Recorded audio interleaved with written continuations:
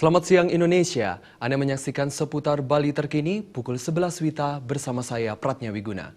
Seorang pria yang masih berstatus bebas bersyarat diringkus petugas Satuan Narkoba Polresta Denpasar. Dari tangan tersangka, polisi berhasil menyita paket sabu-sabu yang siap edar.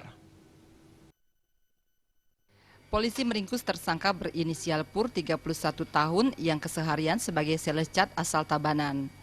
Pria yang masih dalam status bebas bersyarat sejak bebas pada September 2014 tersebut kini ditangkap karena kedapatan menyimpan satu paket sabu-sabu di tempat kosnya Jalan Bawean Denpasar.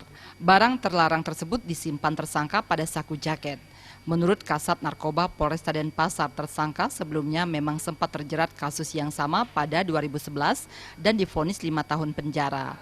Sementara itu, selain Pur, polisi juga meringkus temannya berinisial PWT 25 tahun yang keseharian sebagai pegawai gudang di Jalan Buluh Indah Denpasar.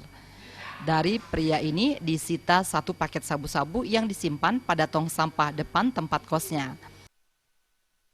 Menangkap 2 orang yang kita duga sebagai pengedar, karena keduanya ini dia ditangkap secara bersamaan, dan yang satu jadi mereka dalam status pembebasan bersyarat.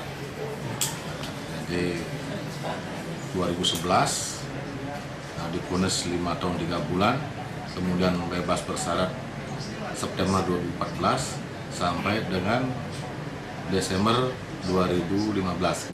Kini pihak kepolisian masih mengembangkan kasusnya dan menjebloskan tersangka ke sel tahanan. Rai Suantara dan Kadek Suantara, Bali TV. Pemirsa, demikian seputar Bali terkini kali ini. Terima kasih atas perhatian Anda. Selamat siang.